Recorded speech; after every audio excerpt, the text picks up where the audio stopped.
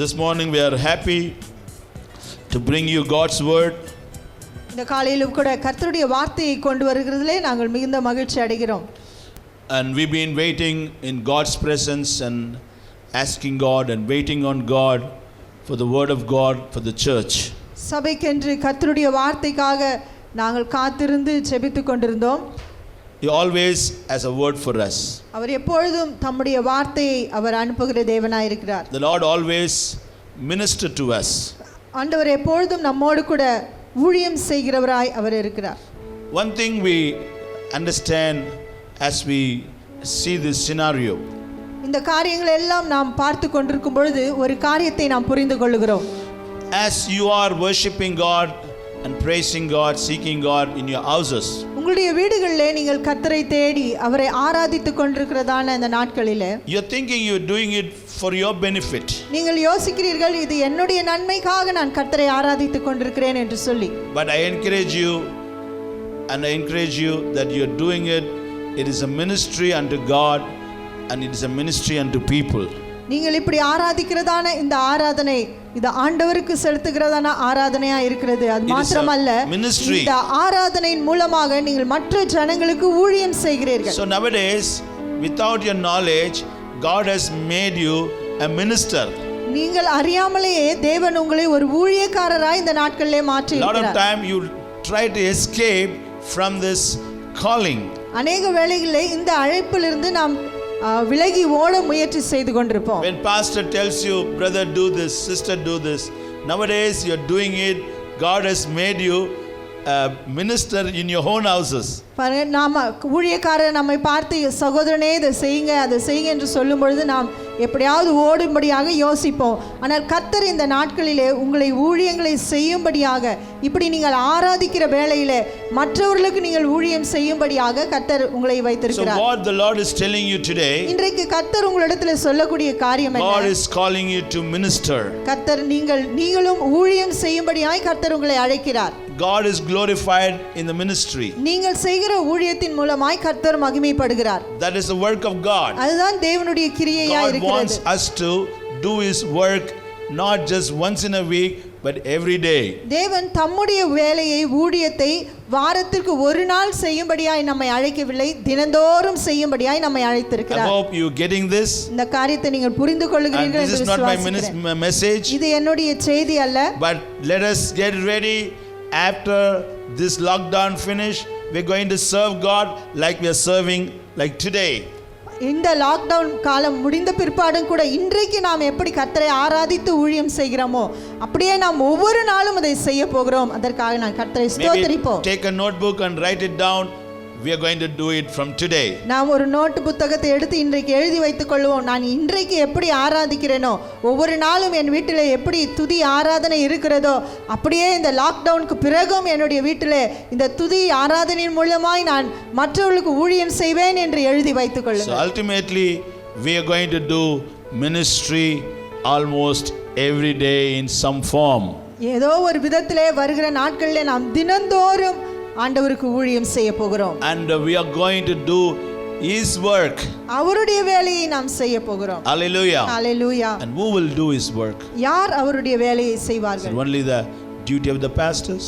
போதகருடைய வேலை மாத்திரம்தானா? Is it only the duty of the pastor's wife? பாஸ்டருடைய மனைவி மாத்திரம்தான் செய்ய வேண்டுமா? Or the assistant pastors? அல்லது உப தலைவர்கள் போதகர்கள் செய்ய வேண்டுமா? We have great missionaries, great people in the past. They served God. They preached every day. கர்த்தருக்கென்று ஊழியம் செய்த அநேக தேவதாசர்கள் இருந்தார்கள். அவர்கள் தினந்தோறும் கர்த்தருடைய வார்த்தையை பிரசங்கித்தார்கள். Hallelujah. Hallelujah. And I request you to open your Bibles to Hebrews chapter 4 verse 14 to 16. உங்கள் வேத புத்தகத்தை எபிரேயர் புத்தகம் 4ஆம் அதிகாரம் 14ஆம் வசனத்திலிருந்து 16ஆம் வசனம் வரைக்கும் நாம் திருப்பிக் கொள்வோம். Hebrews chapter 4 verses from 14 to 16. எபிரேயர் 4:14 16 வரைக்கும். Seeing then that we have a great high priest who has passed through the heavens, Jesus the Son of God, let us hold fast our confession. For we do not have a high priest who cannot sympathize with our weakness, but was in all points tempted as we are, yet without sin. Let us therefore come boldly to the throne of grace, that we may obtain mercy and find grace to help in time of need. வானங்களின் வழியாய் பரலோகத்திற்கு போன தேவகுமாரனாகிய இயேசு என்னும் மகா பிரதான ஆசாரியர் நமக்கு இருக்கிறபடியினால் நாம் பண்ணின அறிக்கையை உறுதியாய் பற்றி கொண்டிருக்க கடவோம். நம்முடைய பலவீனங்களை குறித்து பரிதபிக்க கூடாத பிரதான ஆசாரியர் நமக்கு இராமல் எல்லா விதத்திலும் நம்மை போல சோதிக்கப்பட்டும் பாவம் இல்லாதவராயிருக்கிற பிரதான ஆசாரியரே நமக்கு இருக்கிறார். ஆதலால் நாம் இரக்கத்தை பெறவும் ஏற்ற சமயத்தில் சகாயம் செய்யும் கிருபையை அடையவும் தைரியமாய் கிருபாசன தண்டையிலே சேர கடவோம். Amen. Amen. We have a title for this message. இந்த செய்திக்கென்ற ஒரு தலைப்பு இருக்கிறது. Come boldly to the throne of grace. அந்த கிருபாசன தண்டையிலே தைரியமாய் சேர கடவோம். We all know what is throne. நமக்கு எல்லாருக்கும் தெரியும் சிங்காசனம் என்றால் என்ன. So we are going to come, or we have to come boldly to the throne of grace. இந்த கிருபாசனத்து அண்டையிலே தைரியமாய் நாம் சேர கடவோம் என்று நாம் பார்க்கிறோம். ஹalleluya. தேவனுக்கு மகிமை உண்டாகட்டும். As we read, we understand Jesus Christ is the high priest. நாம் இந்த வசனத்தை வாசித்த பொழுது ஒன்றை நாம் புரிந்து கொண்டோம். ஆண்டவராகிய இயேசு கிறிஸ்துவே பிரதான ஆசாரியராய் நமக்கு இருக்கிறார் என்று சொல்லி. We've been celebrating the resurrection Sunday. நாம் அந்த உயிர்த்தெழுந்த காலையை கடந்த ஞாயிற்றுக்கிழமை நாம் கொண்டாடினோம். And we know after the resurrection Jesus went to heaven. அந்த உயிர்த்தெழுதலுக்கு பிற்பாடு ஆண்டவராகிய இயேசு கிறிஸ்து பரலோகத்திற்கு ஏறெடுக்கப்பட்டார். And he was ascended to heaven and seated with the Father. அவர் பரலோகத்துக்கு ஏறெடுக்கப்பட்டு அங்கே பிதாவின் வலது பார்சத்திலே அவர் வீற்றிருக்கிறார் என்று நாம் அறிந்திருக்கிறோம். Today we know that we are believers. இன்றைக்கு நாம் ஒன்றை அறிந்திருக்கிறோம், நாம் எல்லோரும் விசுவாசிகளாய் இருக்கிறோம். We believe something. நாம் ஒரு காரியத்தை விசுவாசிக்கிறோம். What do we believe? நாம் எதை விசுவாசிக்கிறோம்? We believe Christ is our high priest. ஆண்டவராகிய இயேசு கிறிஸ்து தான் நம்முடைய பிரதான ஆசாரியர் என்று நாம் விசுவாசிக்கிறோம். And he is seated in heaven. அவர் பரலோகத்திலே வீற்றிருக்கிறார் என்று விசுவாசிக்கிறோம். So we have faith, we have belief. அதனால் நமக்குள்ளே விசுவாசம் நம்பிக்கை இருக்கிறது. This writer to Hebrews telling us we need to be firmly holding on to our faith. இந்த எபிரேய புத்தகத்தை எழுதினால் தான் அந்த ஆக்கியோன் இப்படியாய் எழுதுகிறார், நாம் அதிலே உறுதியாய் தரித்திருக்கும்படியாக. We need to firmly holding on to our faith. அந்த விசுவாசத்தை நாம் உறுதியாய் பற்றிக்கொள்ள வேண்டுமா? That Christ is my high priest. அந்த கிறிஸ்து தான் என்னுடைய பிரதான ஆசாரியர் என்று சொல்லி. Today we sing song, we read psalms and we confess Jesus Christ is alive. இன்றைக்கு நாம் பாடல்களை பாடி கர்த்தருடைய வார்த்தைகளை வாசித்து நாம் எதை அறிக்கையிடுகிறோம்? அவர்தான் நம்முடைய கிறிஸ்து என்று சொல்லி நாம் அறிக்கையிடுகிறோம். But there's a question, do you firmly hold on to the truth? அந்த சத்தியத்திலே நாம் நிலைத்திருக்கிறோமா, உறுதியா இருக்கிறோமா என்பதுதான் காரியம். When things happen, காரியங்கள் நம் வாழ்க்கையிலே நடக்கும் பொழுது, when every believer, brothers and sisters, hold on to the truth or believe, அந்த எல்லா விசுவாசிகளும் அந்த விசுவாசத்திலே நம்பிக்கையிலே உறுதியாய் தரித்திருக்கிறார்களா? the church could be an unshakable church. இன்றைக்கு சபை ஒன்று அசையாத ஒரு சபையாய் இருக்க வேண்டும். And the congregation will be unshakable. அந்த சபையார் விசுவாசிகள் அசையாதவர்களாய் இருக்க Will வேண்டும். be so strong. அவர்கள் பலமுள்ளவர்களாய் இருப்பார்கள். Nothing will shake you.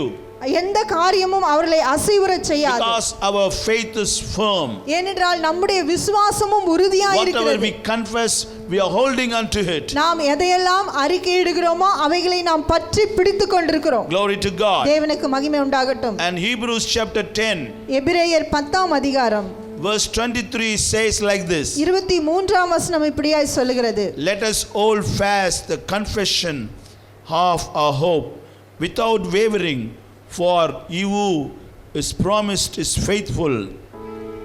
வாசிப்போம். எபிரேயர் 10:23. அல்லாமலும் நம்முடைய நம்பிக்கையை அறிக்கையிடுகிறதில் அசைவில்லாமல் உறுதியாய் இருக்க கடவோம். வாக்குத்தத்தம் பண்ணினவர் உண்மையுள்ளவராய் இருக்கிறாரே. We have hope. நமக்கு ஒரு நம்பிக்கை இருக்கிறது. We are confessing that hope. நாம் அந்த நம்பிக்கையை அறிக்கையிடுகிறோம். A lot of time we become religious. அநேக வேளைகளிலே நாம் மத சம்பந்தமானவர்களாய் மாறுகிறோம். We argue with people about Jesus. நாம் அநேக வேளையிலே இயேசு கிறிஸ்துவை குறித்து வாக்குவாதம் பண்ண ஆரம்பித்து விடுகிறோம். We argue with people how Christianity is real. எப்படி கிறிஸ்தவம் தான் உண்மை என்று சொல்லி வாக்குவாதம் பண்ண ஆரம்பித்து விடுகிறோம். But this apostle encouraging us. இன்றைக்கு அப்போஸ்தலனாகிய பவுல் நம்மை உற்சாகப்படுத்தக்கூடிய காரியம் என்னவென்றால், We talk about this hope, we argue about this hope, but do we really be not wavering?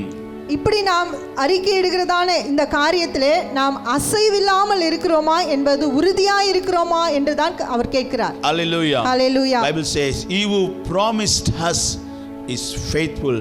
So let our hope not be wavering.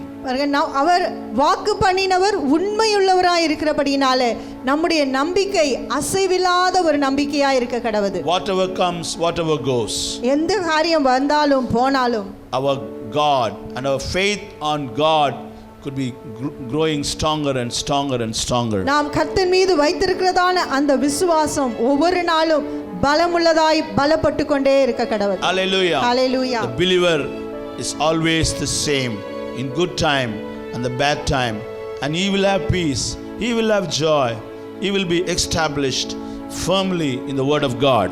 இப்படி ஒரு விசுவாசி எந்த காலகட்டத்திலும் நல்ல காலத்திலும் தீங்கான காலத்திலும் எந்த நேரத்திலும் அவர் உறுதியாக இருப்பார். அவருடைய நம்பிக்கை அந்த கிறிஸ்து இயேசுவின் மேல் இருக்கிறது. கர்த்தருடைய வாக்குத்தத்தத்தின் மீது அவருடைய நம்பிக்கை உறுதியாய் வைக்கப்பட்டிருக்கிறது என்று நாம் அறிந்திருக்கிறோம். Jesus is our high priest. ஆண்டவராகிய இயேசு கிறிஸ்து தான் நம்முடைய பிரதான ஆசாரியர். And who has sympathy for our weakness. நம்முடைய பலவீனங்களை குறித்து அவர் பரிதபிக்கிறார் என்று நாம் பார்க்கிறோம். This high priest, இந்த பிரதான ஆசாரியர் actually feels sad or sympathize, compassionate when we go through weakness. நாம் பலவீனத்தின் வழியாய் கடந்து போகும் பொழுது அவர் நம்மை மீது அவர் பரிதாபம் உள்ளவராய் இருக்கிறாராம். He doesn't do it because it is a duty.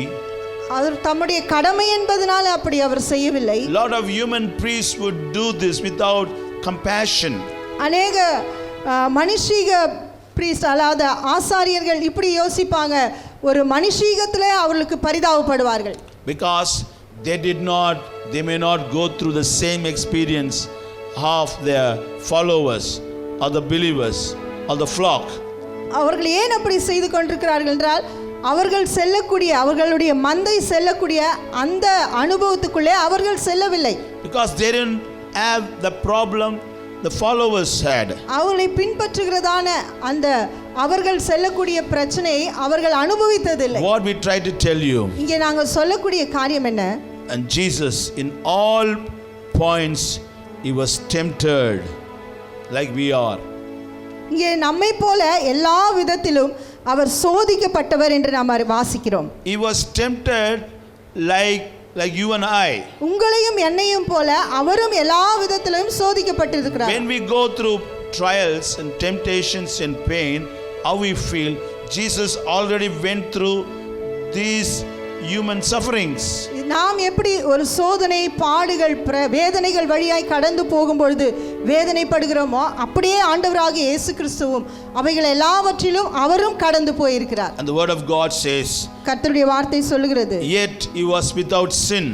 அவர் பாவம் இல்லாதிருந்தும், he was without sin. அவர் பாவம் இல்லாதிருந்தவர் என்று நாம் வாசிக்கிறோம். He went through all points and tempted.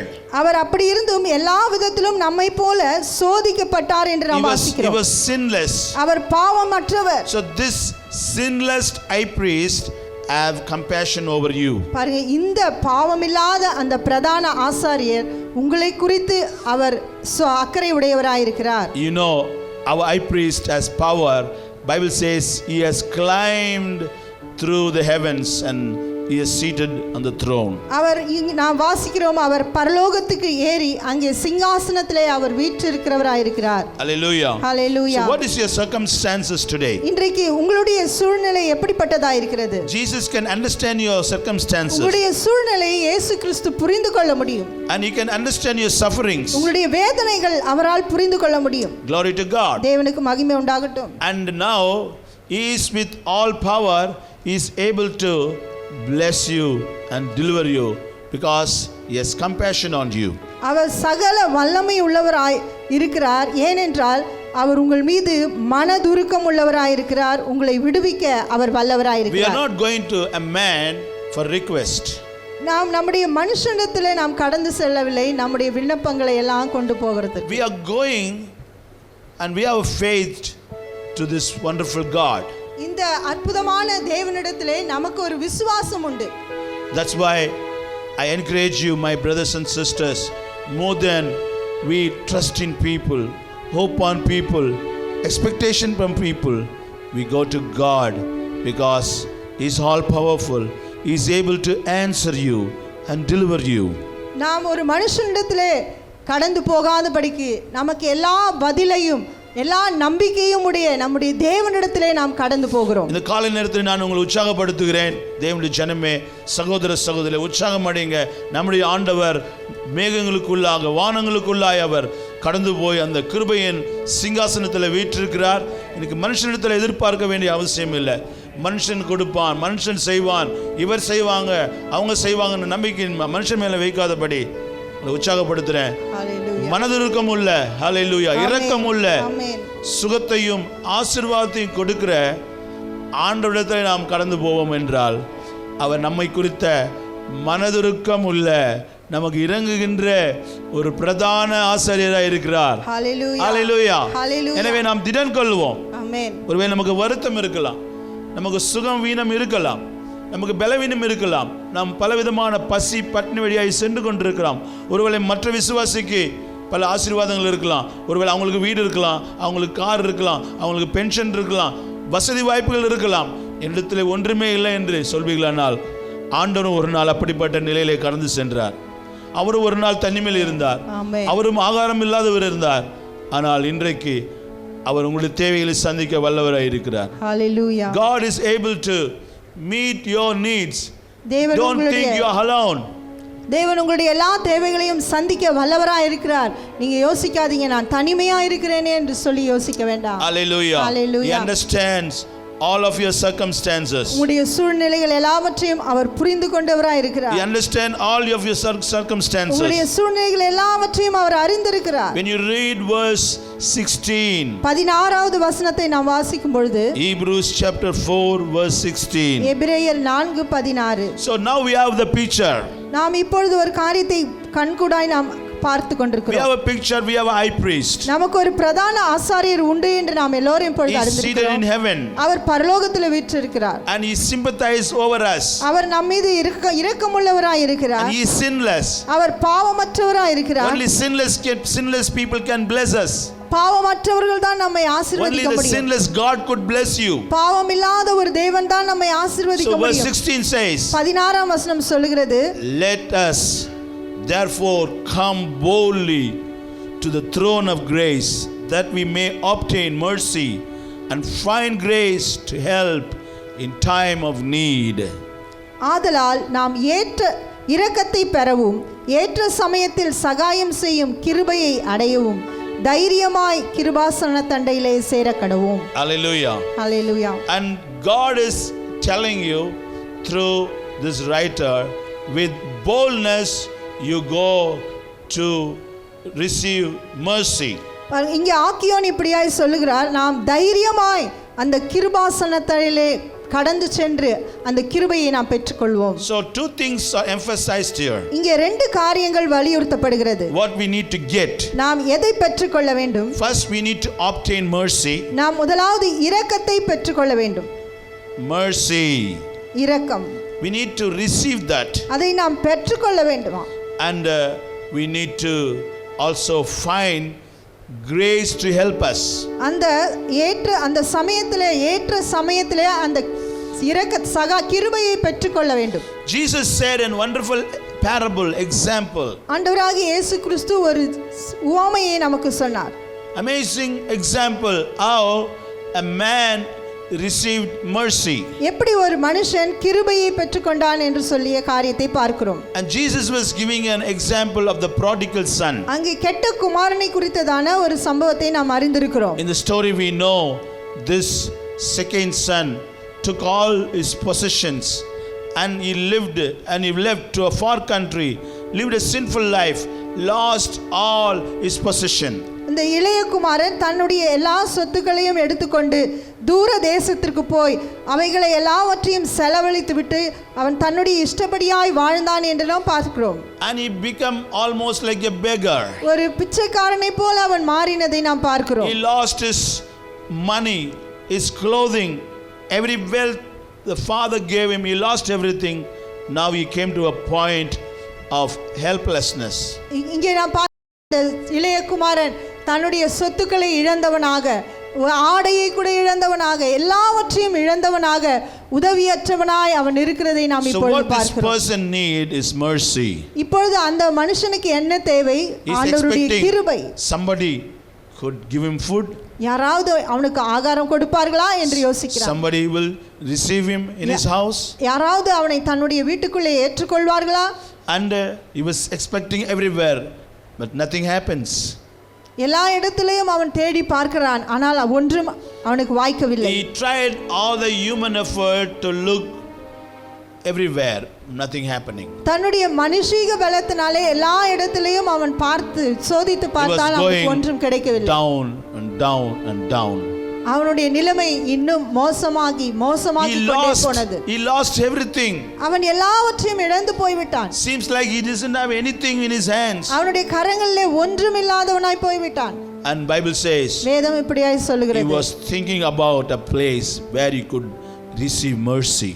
அவன் ஒரு இடத்தை தன்னுடைய சிந்தையிலே கொண்டு வந்தான், எங்கே அவன் அந்த இரக்கத்தை பெற்றுக்கொள்ளக்கூடிய இடம். ஒரு இடத்துக்கு போனா அந்த இடத்துல எனக்கு இரக்கம் கிடைக்கும் என்ற ஒரு சிந்தை எண்ணம் அவனுக்கு உண்டாகிறது. தேவ ஜனமே, அந்த இடம் உங்களுக்கு தெரியும், அப்பாவுடைய வீடு. Hallelujah. Hallelujah. And he came to the father's house.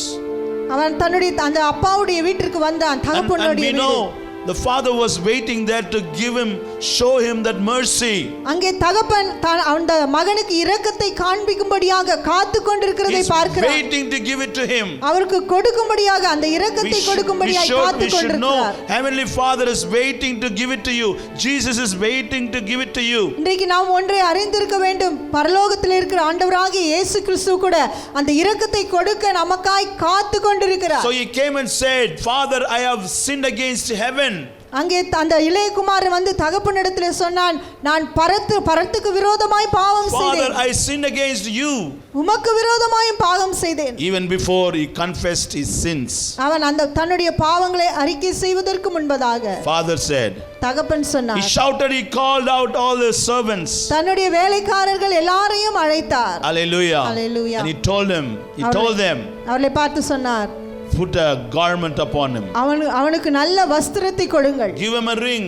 அவனுக்கு மோதிரத்தை கொடுங்கள். Put a shoe, sandal. அவனுடைய கால்களுக்கு பாதரட்சிகளை கொடுங்கள். And cut the fattest cow. ஒரு கொழுத்த கன்றை இன்றைக்கு அடிப்பீங்கள் என்று சொன்னார். Let us have celebration. இன்றைக்கு நாம கொண்டாடுவோம் என்று சொன்னார். Let us celebrate, let us have feast. நாம் எல்லாரும் கொண்டாடி சாப்பிடுவோம் என்று சொன்னார். There was a lot of music. அங்கே நல்ல இசைகள் இருந்தது. Friends were invited. அவருடைய நண்பர்கள் எல்லாரும் அழைக்கப்பட்டார்கள். அயலகத்தார் அழைக்கப்பட்டார்கள். எல்லா வேலைக்காரர்களும் வந்தார்கள். Lot of celebration. அங்க பெரிய கொண்டாட்டம் இருந்தது. This celebration is actually given to him.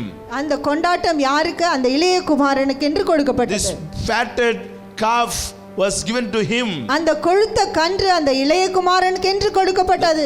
The garment has been given to him. அவனுக்கு அந்த வஸ்திரம் அவனுக்காகவே கொடுக்கப்பட்டது. Ring has been given to him. அவனுடைய கையிலே மோதிரம் அவனுக்காக போடப்பட்டது. Honor has given to him. அந்த கனம் அவனுக்கென்றே கொடுக்கப்பட்டது. We see how the father gave him this mercy. இந்த தகப்பன் எப்படி தன்னுடைய குமாரனுக்கு இரக்கத்தை காண்பித்தார் என்று பார்க்கிறோம். We see how the son received the mercy. அந்த இளைய குமாரன் கூட எப்படி அதை பெற்றுக்கொண்டார் என்றும் நாம் பார்க்கிறோம். My dear brothers and sisters, அருமை சகோதரனே சகோதரியே, this parable, இந்த சம்பவம், the only great thing this son did, இந்த இளைய குமாரன் செய்த ஒரே ஒரு பெரிய காரியம், at the end he did a great thing. He was coming to the father. அவன் செய்த ஒரு நல்ல ஒரு பெரிய காரியம், தன்னுடைய தகப்பன் வீட்டிற்கு திரும்ப வந்தார். What happened in the story if he did not come back? ஒருவேளை அவர் திரும்ப வராமல் போயிருந்தால் என்ன நடந்திருக்கும் அந்த சம்பவத்துல? He would have met with an accident. ஒருவேளை ஒரு விபத்திலே மாட்டி இருப்பார். He would have died by starvation. அவர் ஒருவேளை பசி பட்டினியினால் செத்து போயிருப்பார். கூட அவன் செத்து போயிருக்கலாம். ஒருவேளை விபத்திலே செத்து போயிருக்கலாம். ஒருவேளை ஒரு பெரிய எஜமான் அவன் அழித்து கொலை செய்திருக்கலாம். ஒருவேளை அவன் திருடி மாட்டி கொண்டிருக்கலாம், ஜெயிலுக்கு போயிருக்கலாம், வாழ்க்கை முழுதில் ஜெயிலில் இருக்கிறான். இன்னைக்கு அநேக ஜனங்க அப்படி தான் இருக்கிறாங்க. ஏன்? அவர்கள் இயேசு கிறிஸ்துக்கிட்ட வர வரைக்கும் சமாதானம் இல்லை, சந்தோஷம் இல்லை. இயேசு கிட்ட வராமையே அநேகர் மரித்து மோண்டு பாண்டு போகிறார்கள். அல்லேலூயா. இன்றைக்கு சபையை, விசுவாசியே, இந்த செய்தியை கேட்டுக்கொண்டிருக்கிற தேவ ஜனமே, உங்களை நான் உற்சாகப்படுத்துகிறேன். இந்த கெட்ட குமாரன் செய்த ஒரே ஒரு காரியம் என்ன? A beautiful thing has done for himself. அவன் தனக்காய் செய்து கொண்டவர் அற்புத காரியம் ஒன்று உண்டு என்றால் அவன் பிதாவின் வீட்டுக்கு வந்தான். கரங்களை தட்டி அவரை மகிமைப்படுத்து. Hallelujah. Thank you, Lord. The wonderful thing that he has done is coming to the Father's house to receive that great mercy. Hallelujah. Hallelujah. Amen. Thank you, Jesus. சொல்லுங்க, இந்த பெரிய இரக்கத்தை பெறும்படியாக, Hallelujah. பெரிய இரக்கத்தை பெறும்படியாக அவன் பிதாவினிடத்தில் ஓடி வருகிறான். Amen. Thank you, Jesus. Hallelujah. Hallelujah. இந்த காலை நேரத்தில், this morning I want to encourage you. இந்த காலையிலே நான் உங்களை உற்சாகப்படுத்துகிறேன். We have a Father. நமக்கு ஒரு தகப்பன் உண்டு. Before it's too late. காலம் தாமதிக்கிறதுக்கு முன்பதாக, I want to tell you again, before it's too late. காலம் நேரமாகுவதற்கு முன்பதாக ஒரு காரியத்தை உங்களுக்கு நான் Before சொல்லுகிறேன். it's too late, church, young சபையே, people, வாலிபரே, ladies, சகோதரிகளே, come to Jesus. ஆண்டவராகிய இயேசு கிறிஸ்துவினிடத்திலே கடந்து வாருங்கள். Hallelujah. Hallelujah. Bible says வேதம் இப்படியாய் சொல்லுகிறது, we need to obtain grace to help us. நமக்கு நாமே உதவி செய்து கொள்ளும்படியாக அந்த கிருபையை நாம் பெற்றுக்கொள்ள வேண்டும். It is not that we are helping ourselves, the grace helps you. நமக்கு நாமே உதவி செய்கிறதல்ல, அந்த கிருபை நமக்கு உதவி செய்கிறது. We need to obtain, find grace to help us in time of need. அந்த தேவையான காலகட்டங்களிலே அந்த கிருபையை நாம் பெற்றுக்கொள்வோம். Definitely in our lives we'll be going through loneliness, maybe நிச்சயமாக suffering, maybe in time of need. நம்முடைய வாழ்க்கையிலே அநேக வேளைகளிலே தனிமையின் வழியாக, தேவையோடு கூட இருக்கிற வழியாக நாம் கடந்து சென்று கொண்டிருக்கலாம். Maybe our parents passed away. ஒருவேளை நம்முடைய பெற்றோர் கடந்து போயிருக்கலாம், மரித்து Maybe போயிருக்கலாம். they leave you like orphans. ஒருவேளை உங்களை அவர்கள் அனாதைகளாய் விட்டு போயிருக்கலாம். Maybe you are a lonely person. அல்லது நான் ஒரு தனிமையான நபராய் இருக்கிறேன் என்று நீங்கள் சொல்லலாம். The word of God encourages you. கர்த்தருடைய வார்த்தை இந்த காலையிலே உங்களை உற்சாகப்படுத்துகிறது. When we have grace, நமக்கு அந்த கிருபை கிடைக்குமானா, you are not lonely, நீங்கள் தனிமையாக இல்லை, you are not helpless. நீங்கள் உதவியற்றவர்களாக இல்லை. This grace will sustain you. இந்த கிருபையானது உங்களை பாதுகாக்கும். The grace is there to help me in a bad situation. கெட்ட சூழ்நிலைகளே இந்த கிருபை என்னை பாதுகாக்கும்படியாய் வைக்கப்பட்டிருக்கிறது. Glory to be God. தேவனுக்கு மகிமை Glory உண்டாகட்டும். be to God. தேவனுக்கு மகிமை உண்டாகட்டும். Hallelujah. Hallelujah. And Jesus was preaching in one of the houses. ஆண்டவராகிய இயேசு கிறிஸ்து ஒரு வீட்டிலே இருந்து அவர் பிரசங்கித்துக் கொண்டிருந்தார். This examples comes from Mark chapter 2. இதை நாம் மார்க்கின் புத்தகம் 2ஆம் அதிகாரத்திலே நாம் வாசிக்கிறோம். Jesus entered Capernaum. ஆண்டவராகிய இயேசு கிறிஸ்து கப்பர்நகமுக்கு செல்கிறார். And people came to know Jesus was in the house. இயேசு கிறிஸ்து அந்த வீட்டில் இருக்கிறார் என்று ஜனங்கள் கேள்விப்பட்டாங்க. என்ன பண்ணாங்க? வீட்டை வந்து நிரப்பிட்டாங்க. When they heard that Jesus was in this house, they came and filled the house. அந்த வீட்டிலே இயேசு கிறிஸ்து இருக்கிறார் என்பதை அறிந்து கொண்ட பொழுது ஜனங்கள் திரளாய் வந்து அந்த வீடு முழுவதுமாய் நிரப்பினார்கள். There was no room for others to enter. மற்றவர்கள் இன்னும் உள்ளே வரக்கூடாதபடிக்கு அந்த வீடு நிரம்பி காணப்பட்டது. Inside and outside people are thronging. உள்ளேயும் வெளியேயும் ஜனங்கள் கூட்டமாய் அலைமோதி கொண்டிருந்தார்கள். And there was 4 people. அங்கே 4 பேர் இருந்தார்கள். They found somebody paralyzed. முடக்கு வாதத்தோடு இருந்த ஒரு நபரை அவர்கள் கண்டார்கள்.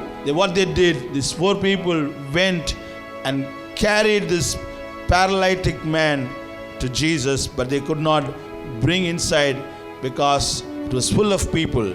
இந்த 4 பேர் போய் ஒரு திமிர்வாதனை கண்டு அவரை கொண்டு வந்தார்கள். ஆனால் அவரை உள்ளே கொண்டு வர அவர்களால் முடியவில்லை. We know the story. நமக்கு இந்த சம்பவம் அறிந்திருக்கும். And they could not able to bring it, so they went to the roof, opened the roof, and lowered this man who was paralytic. அவர்கள் என்ன செய்தார்கள்? அந்த கூரையிலே ஏறி அந்த கூரையை பிரித்து அந்த மனிதனை உள்ளே இறக்கினார்கள். Hallelujah. Hallelujah. In the midst of Jesus preaching, ஆண்டவராகிய இயேசு கிறிஸ்து அந்த பிரசங்கிக்கிறதான அந்த வேளையிலே, in the midst of his busy ministering, அவர் அலுவலாய் ஊழியம் செய்து கொண்டிருக்கிற அந்த வேளையிலே, it seems like Jesus would have shouted at them. ஒருவேளை இயேசு கிறிஸ்து அவர்களை பார்த்து சத்தமிட்டிருக்கலாம். What is this time? What you're doing here?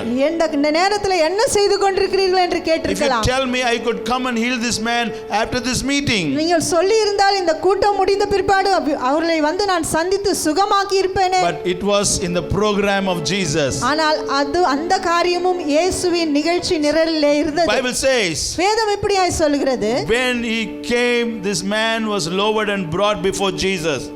அவர்கள் வந்து அந்த திமிர்வாதக்காரனை கீழே இறக்கின பொழுது Jesus told him, இயேசு கிறிஸ்து அவர்களை பார்த்து சொன்னார், Jesus said, when Jesus saw their faith, இயேசு கிறிஸ்து அவர்கள் விசுவாசத்தை கண்டு he said to the paralytic, அந்த திமிர்வாதக்காரனை நோக்கி, son, your sins are forgiven.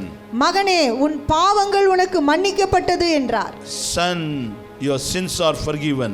என் மகனே, உன் பாவங்கள் உனக்கு மன்னிக்கப்பட்டது Verse என்றார். 11 says, 11ஆம் வசனம் சொல்லுகிறது, I say to you, rise, take up your bed and go to your house.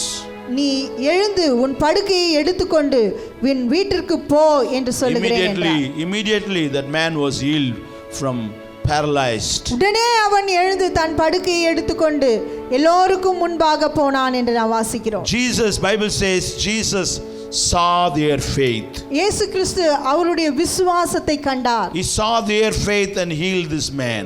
இயேசு கிறிஸ்து அவர்கள் விசுவாசத்தை கண்டு அவனை This சுகமாக்கினார். man not only received healing, but he has received the forgiveness of sin. இந்த மனுஷன் சுகத்தை மாத்திரம் பெற்றுக்கொள்ளவில்லை, பாவ மன்னிப்பு நிச்சயத்தையும் அவன் Lot பெற்றுக்கொண்டான். of time we pray for things. அநேக வேளையிலே நாம் சில காரியங்களுக்காய் ஜெபிக்கிறோம். We pray for healing. சுகத்திற்காய் நாம் We ஜெபிக்கிறோம். pray for success. ஜெயத்திற்காய் நாம் ஜெபிக்கிறோம். We pray for prosperity. செழிப்புக்காய் நாம் ஜெபிக்கிறோம். We pray for physical things to happen. சரீர பிரகாரமான காரியங்கள் நடக்க வேண்டும் என்று But நாம் we never ஜெபிக்கிறோம். ask God about our sin.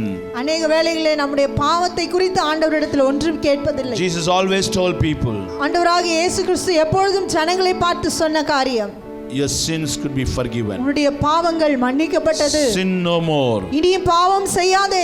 Jesus was dealing in the area of sin in people's lives. ஜனங்களுடைய வாழ்க்கையிலே பாவம் என்கிறதான அந்த பகுதியிலே ஆண்டவர் கிரியை My செய்தார். dear church, this morning, அருமை சபையாரே, இந்த காலையிலே hallelujah, no matter what Jesus do, you can disturb him.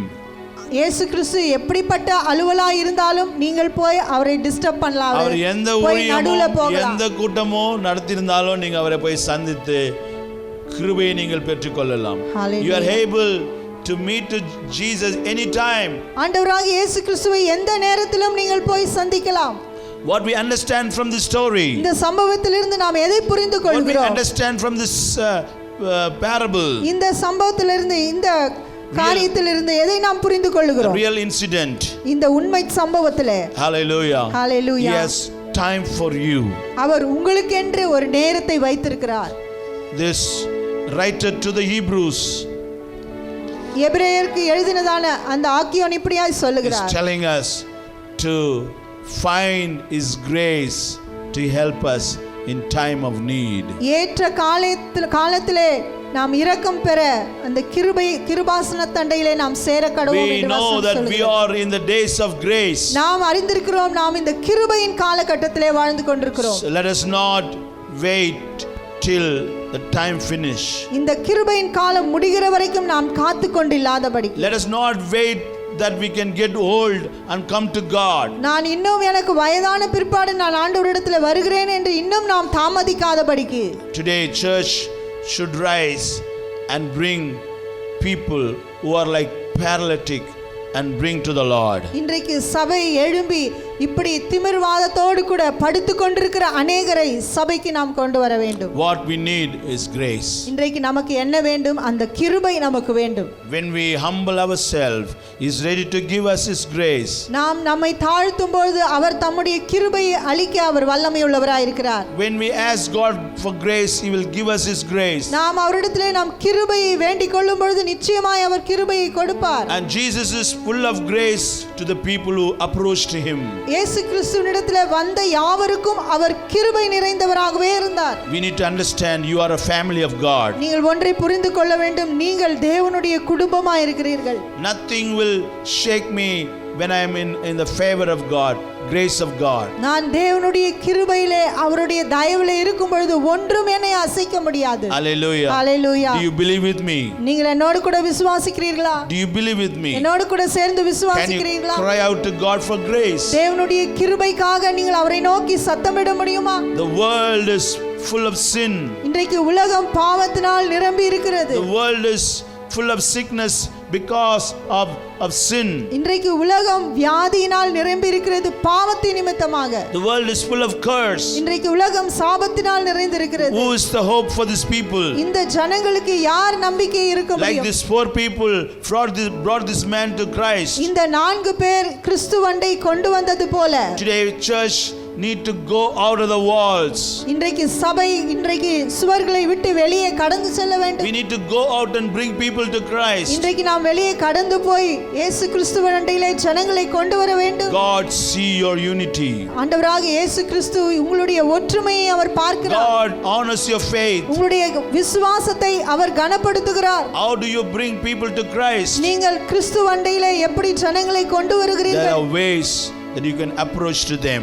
நீங்கள் அவரை போய் சந்திக்கக்கூடிய अनेक வழிகள் உண்டு. There are people in the prison. இன்றைக்கு சிறைச்சாலைகளில் ஜனங்கள் There are people in இருக்கிறார்கள். the hospitals. மருத்துவமனைகளில் இருக்கிறார்கள். People stuck in their houses. இன்றைக்கு ஜனங்கள் வீடுகளில் இருக்கிறார்கள், மாட்டிக்கொண்டிருக்கிறார்கள், தனிமைப்படுத்தப்பட்டிருக்கிறார்கள். Soon we'll be coming out of this lockdown. சீக்கிரத்திலே நாம் இந்த லாக்டவுன்ல இருந்து வெளியே வர போகிறோம். Hallelujah. Hallelujah. We're going to go to people. நாம் ஜனங்களிடத்திலே கடந்து போக போகிறோம். Make some friends. போய் நண்பர்களாக்க போகிறோம். Because these people need the grace of God. ஏனென்றால் இந்த ஜனங்களுக்கு தேவனுடைய கிருபை வேண்டும். Otherwise they will die in sin. அப்படி இல்லாமல் போனால் அவர்கள் தங்களுடைய பாவத்திலே மரித்து They will போவார்கள். die in their sickness. அவர்கள் வியாதியிலே They மரித்து will die in போவார்கள். their curse. அவர்கள் சாபத்திலே மரித்து And Christ போவார்கள். is the hope. இன்றைக்கு கிறிஸ்துதான் அவருடைய நம்பிக்கை. And Christ is available in the house. இன்றைக்கு அவருடைய வீட்டிலேயே கிறிஸ்து அங்கே இருக்கிறார். Like Christ, Jesus was preaching in that house. இயேசு கிறிஸ்து அந்த வீட்டிலே How Jesus பிரசங்கித்திருந்த was போல available in Capernaum. அங்கே கப்பர்நகூமிலே இயேசு கிறிஸ்து Like இருந்தது today போல Jesus is very much alive. இன்றைக்கு இயேசு கிறிஸ்து We, உயிரோடு if கூட we இருக்கிறார். believe, we can bring people to Christ so that they will receive grace after grace. நாமும் கூட ஜனங்களிடத்திலே கடந்து சென்று அவர்களை இயேசுவிடத்திலே கொண்டு வருவோம். அவரும் கிருபையின் மேல் கிருபையை பெற்றுக்கொள்ளட்டும். In order to receive His mercy and find grace. நாம் அந்த இரக்கத்தையும் கிருபையையும் பெற்றுக்கொள்ளும்படியாக The last point. கடைசியாக Come boldly to the throne of grace. தைரியமாய் அந்த கிருபாசன தண்டையிலே சேர கடவோம். Just says boldly come to the throne of grace. தைரியமாய் கிருபாசன தண்டையில் சேர கடவோம். How dare you are? There's a question always. How dare you are? அநேக வேளையில இப்படி கேட்பாங்க, எவ்வளவு தைரியம் உனக்கு?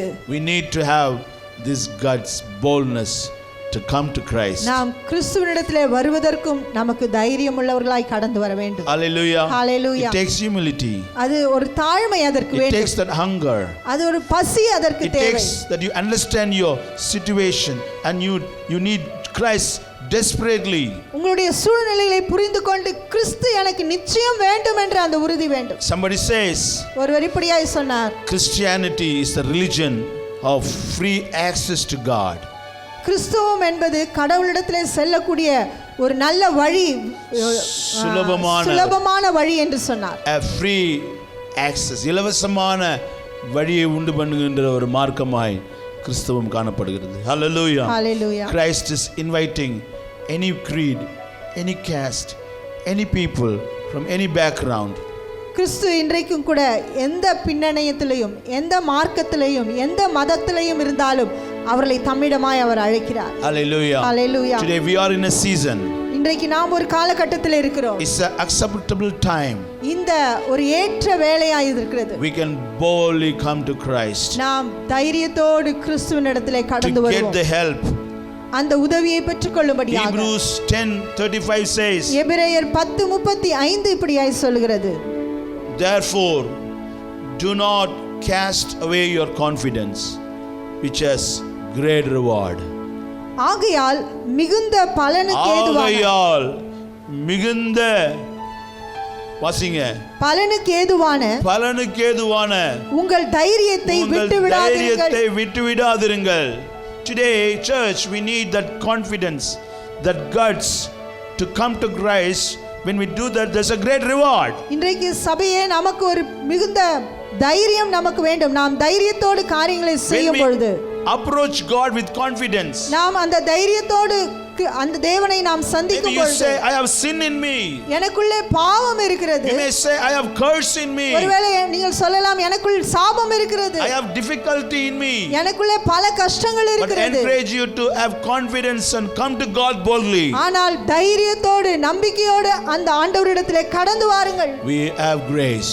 நமக்கு கிருபை இருக்கிறது. That will give you a great reward. அந்த கிருபையானது பெரிய வெகுமதியை நமக்கு அளிக்கும். God will reward you for your boldness. தேவன் உங்களை தைரியத்தின் நிமித்தமாக உங்களுக்கு பெரிய பலன் அளிப்பார். We see the heroes in the Bible. வேதத்திலே अनेகரை நாம் பார்க்கிறோம். They had faith on God. அவர்கள் கர்த்தர் மீது விசுவாசம் உள்ளவர்களாய் இருந்தார்கள். They boldly went and done something and see that reward. அவர்கள் தைரியமாய் கடந்து சென்று கர்த்தருக்காக கிரியை செய்து அந்த வெகுமதிகளை பெற்றுக்கொண்டார்கள். Like people like Elijah.